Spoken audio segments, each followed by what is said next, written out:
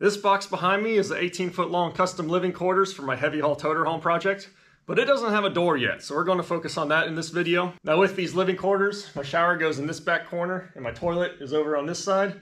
And for the sake of having as much space as possible for my bathroom area, I ended up with kind of a skinny door. It's a few inches wider than my shoulders, so it's not uncomfortably narrow, but it's definitely not something that I can just go buy a door off the shelf for. So we're building a custom door for it. And in the last video on this project, I cut out some aluminum and welded up together our door frame. So we're going to pick up where I left off there and get some stainless steel on the outside of it, some aluminum on the inside, a hole cut out for a window, install that window, get it hinged on in here, get it latching properly, and get this box sealed up nicely. I did the initial fit up of the metal sheets to establish all the screw holes before I take everything apart again to clean up the filings.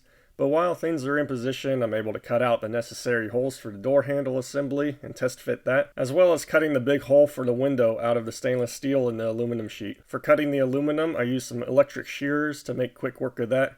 And for the stainless steel, I used my Cinder plasma cutter, first by freehanding the corner radiuses, and then using a straight edge to guide the plasma cutter and connect the corners for the window hole with nice straight lines. Alright, I'm ready to attach the stainless steel to this door frame for good now. All the holes for the screws are pre-drilled, all the burrs are cleaned up. I even cleaned out all the filings that were inside the frame out of this hole with a vacuum. So now, let's attach our two stainless steel pieces. For those worried about corrosion between dissimilar metals, such as this aluminum against this stainless steel, basically what I'm relying on for that is just a nice thick bead of sealant that'll get flattened out, so then there's a barrier of sealant between the aluminum and the stainless steel, and that should keep those metals from interacting and corroding each other. I'm running this sealant right down the line of my screw holes, so that's going to make it to where once the stainless steel is squeezing on this sealant, it'll run some of the sealant up through the screw holes, and then I'll be able to use that little bit of sealant to help seal around the screw heads. Alright, now I'm going to get this piece positioned. Start some screws in it. And I also forgot this little bracket I made that goes right there and maintains a level height for my door handle to mount to. So let me add a little more sealant around that. And then get this guy where it needs to be. And then it has two screw holes inside here. All right, now that that's in there, I'm gonna put a bead over the top of this seam, since this piece is then going to seam together like that.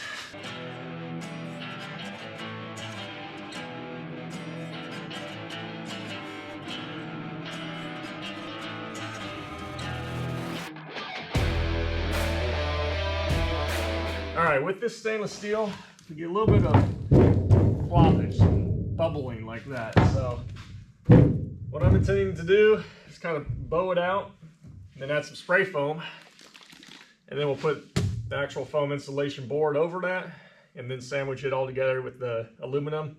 And this stuff should expand as it cures and put some outward pressure on the layers, so they don't want to bounce in and out. So I'm just kind of thinking one line down the middle, maybe a little extra right in the middle. Then get these pieces on in there.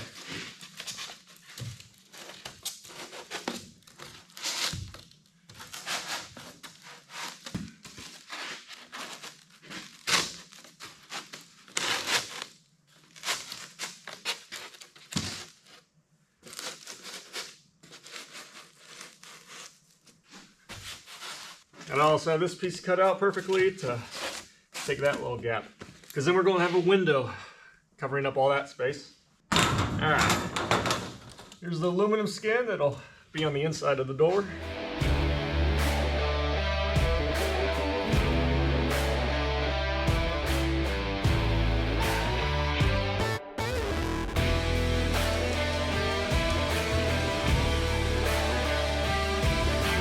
Alright, here's the window that's going in the door. It has these emergency exit latches to open the whole thing up, so it's another exit point of the box, as well as has a slidey glass window for some screen for some airflow. It came with this roll of putty tape, so it's sticky and it'll squish into the seam, and seal the perimeter of this window.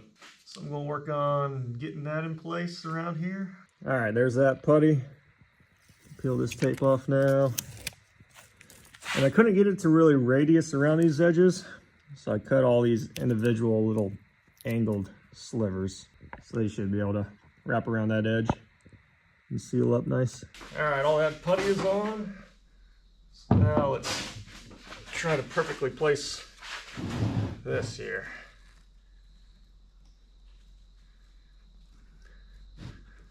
A little adjustment here and there.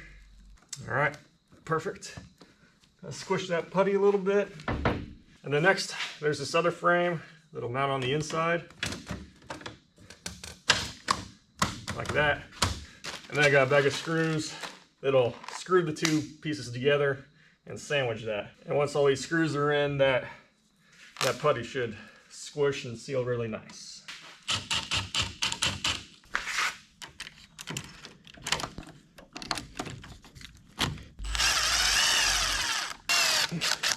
Now this custom door for these living quarters is going to protect me from the weather, bugs, intruders, and noise, but it can't do anything to protect me online. That's why I have Surfshark, and they are the sponsor of today's video. Surfshark is a VPN which allows you to browse privately online by encrypting your information and internet activity while also blocking ads and malware and much more. Now having a VPN is awesome when you're on the go and need to safely hook onto public Wi-Fi networks without fearing getting hacked, and Surfshark allows you to set your location to any one of its 3,200 servers around the world. One time that feature came in clutch for my Canadian friend that came down to America because he was desperately trying to tune in to watch his favorite hockey team play, but streaming the game was blocked in America. So I set him up with a VPN, and with the click of a button, we made his computer think it was in Canada, and then his hockey game streamed through with great resolution and zero issues. Now Surfshark goes further than just a VPN by including other products like Surfshark Antivirus, which incorporates software to shield your devices from viruses and malware, as well as Surfshark Search, which is a search engine that eliminates all ads and feeds you organic search results without tracking your activity or leaving a digital footprint. Right now, just for December, you can get a great deal on Surfshark by going to surfshark.com/Goodrich for 4 extra months of Surfshark at an unbeatable price. Surfshark also offers a 30-day money-back guarantee, so they make it super easy for you to try things out for a month. And if you happen to not care for it, you can get your money back. So go to surfshark.com/Goodrich for that exclusive discount and to learn more about all they have to offer. And now, let's get back to finishing this door. All right, I went ahead and threw my door in because I wanted to test this hinge design that I wanted to experiment with. Basically, I welded this vertical beam in, and the hinge point mounts all the way over to here. And then you have 7 inches of free floating hinge there, and then it mounts to the door. I did that because if you have a hinge point right on this edge, like most doors have, then the outer edge of the door really digs in to the weather stripping sideways. Whereas if I move the hinge point way off to the side, then the whole door comes in a lot more perpendicularly and seals nice and flat against the weather stripping. But now that it's in place, I think I cared too much about that weather stripping, because weather stripping is designed to handle those weird angles digging into it and still sealing fine. So what I'm left with is kind of just a goofy design I don't like looking at. It does work good. I mean, the whole door swings, latches nicely, and seals around the weather stripping nice. But it's just weird having all this airspace of hinge, especially because we get this sort of wobbly action, which is terrible. But once it's sealed, everything's flat and held nicely. So I could try to strengthen up these hinges to get rid of that flop, but I still don't think I'd be happy with that design. So I'm going to abandon this. Although the one redeeming quality about this design is it does evacuate the whole door out of this doorway. Because if we did have the hinge point right on this edge, you still have that 2 inches of door thickness cutting into our already narrow doorway. So I do like how this gets the door all the way out for my shoulders to pass through. So I'm going to do a little bit of a hybrid design. Instead of having the hinge point there, I'll mount the hinge like that. So our hinge point is there. It still gets that 2 inches of door thickness just in line with this beam, so it's not digging into our shoulders anymore. But still, it'll give much more support to the door. It shouldn't flop around so much, and should press against that weather stripping even better. So I think I'm going to be locked inside the box while I individually move these hinges over. So I got all my tools in here. I can open up our emergency exit window, kind of access things outside too.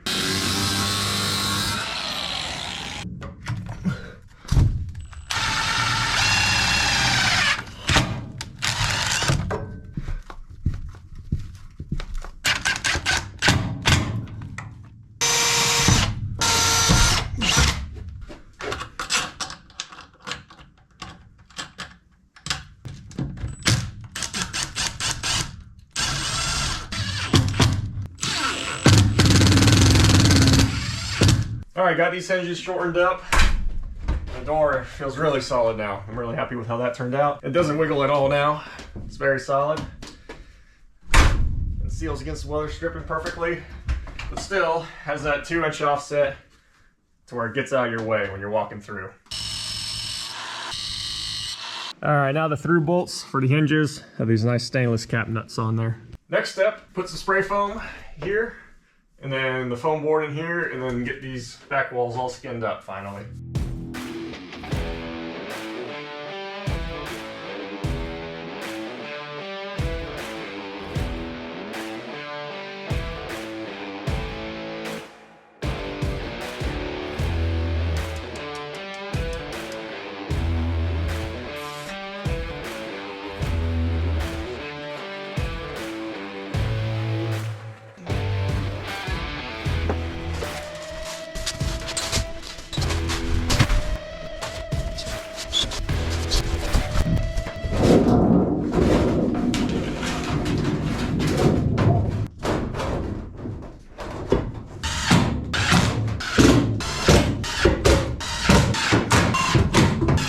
All right, I got several of these plastic vent housings. They have a little flapper in there to protect against backdrafts. So for this particular one, it's going to be mated up with this exhaust fan here, and this will pump steamy air out of the shower area and exhaust it to the outdoors, since we don't want that super humid air clouding up the inside of the box. Only thing is, right now, this aluminum pipe is considerably smaller than the fan, so I'm going to just work on popping this thing out. It still has that lip that sticks out, but I need the stainless steel wall to mount right in between these two. And also, since that plastic circle is still a tiny bit smaller than this fan, we might as well have all the flow we can moving out through this fan to go out this hole. So I'm going to do away with this whole plastic ring on this particular one for now. And then I'll use that same putty tape as before to seal the perimeter of this against the outside of the stainless steel and the perimeter of this to the inside of the stainless steel. And that way all the air will be funneled exactly out of this hole, and that steamy air won't leak into the walls. Just need to peel off this putty tape. I'm just going to get this screw barely started and then try to get another one in there before I stick that putty down so it'll be nice and aligned. Now that that putty is squished out, I am just going to cut the excess out of there. So there's not some ugly putty sticking out there. Let's do a little test of the fan.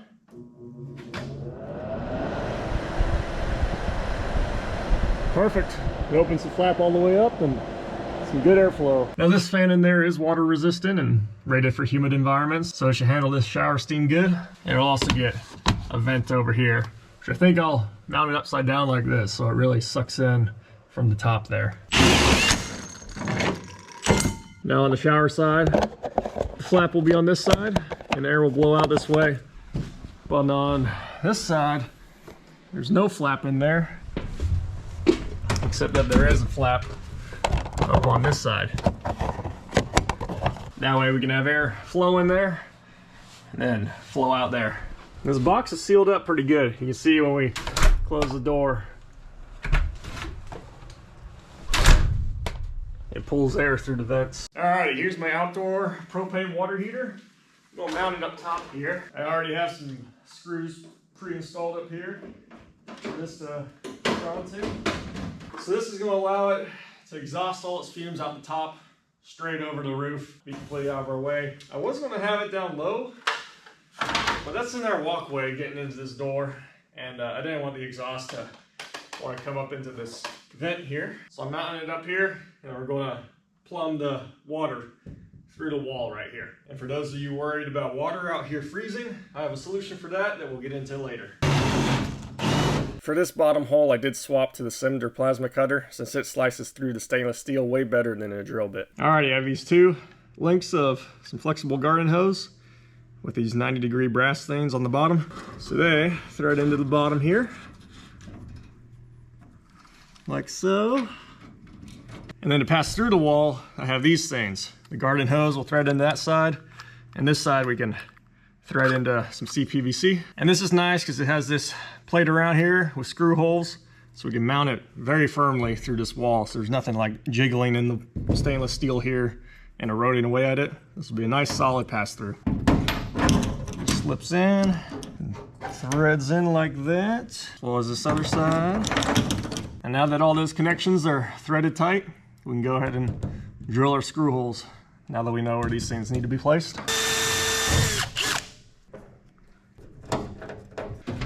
That all turned out really nice. I'm happy with that. And then this is our propane inlet.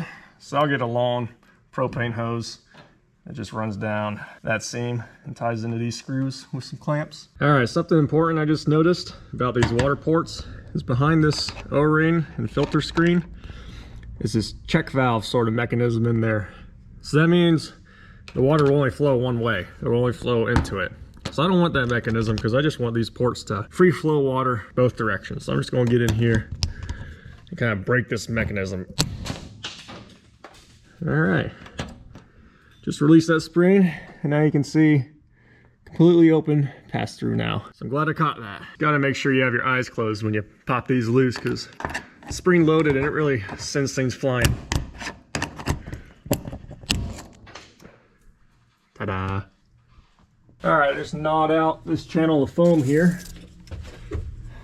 That goes up to our ports, to our water heater. And then the piping will rest in this channel and be sandwiched behind the stainless steel wall that's going to be here on this wall of the shower. All right, here are my water ports to the water heater. Going to throw some spray foam here.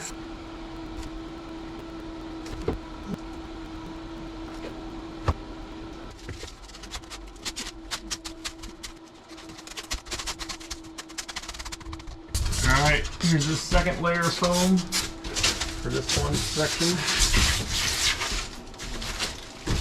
Here are these segments. Get some primer and glue on these. And then carefully line it up in here. Push that in. Looking good. Next piece. Now those are in place nicely there. Put a few pieces of tape here for good measure. And then I'll put some more spray foam here. And now this steel's getting into place.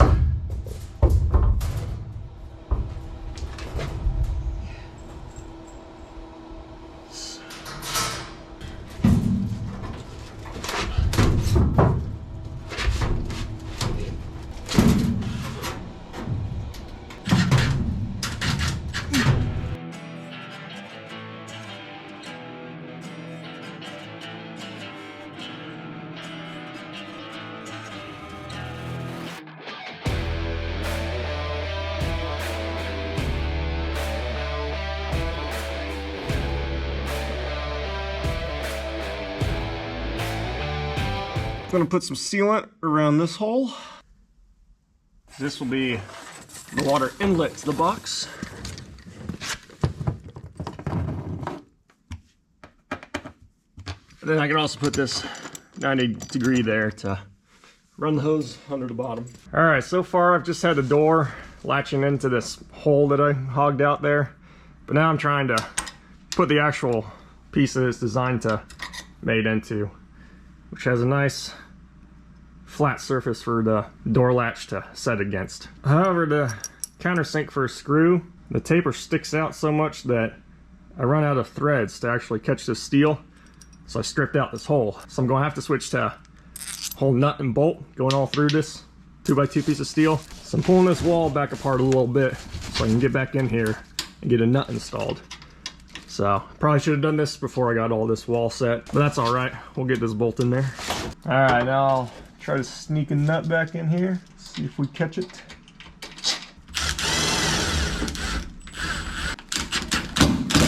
And now, yeah, that catches that perfectly. I'm just gonna replace this square of foam and get this wall all buttoned back up. All right, now to address keeping all this water from freezing in outdoor temperatures. Mainly, I have this little space heater. And that's going to blow into the vent on the side here, like that. I already made a little stainless steel platform for it. So now it's mounted to the side of the water heater, but it's all floppy and doesn't seal up tight from there. So I have this other little bracket that screws to the top, and then that ties everything in together, and now it's super solid. Now I don't want this control module and other sensitive stuff in here getting blasted by direct heat. So I put that piece of stainless steel in there, right here. So that's gonna divert the hot air downwards. So that'll send hot air down here towards these hoses, keeping them all thawed out. And then I took some aluminum, cut it out, bent some edges, riveted this all together, and it's all gonna cover all this up. So the hot air will blow down into this cavity, and it'll then turn and just go straight up and radiate throughout the rest of the hot water heater and keep the rest of the plumbing that's up throughout here from freezing. And also, this aluminum cover will kind of look a little bit better than just those hoses jutting out there. So thanks for watching. If you want to see the other 2 videos I've made on this project so far, you can find them here. But for now, we'll end it here. In the next video, we're going to tackle the shower in the kitchen, get all the plumbing done up, and get some water flowing in this box.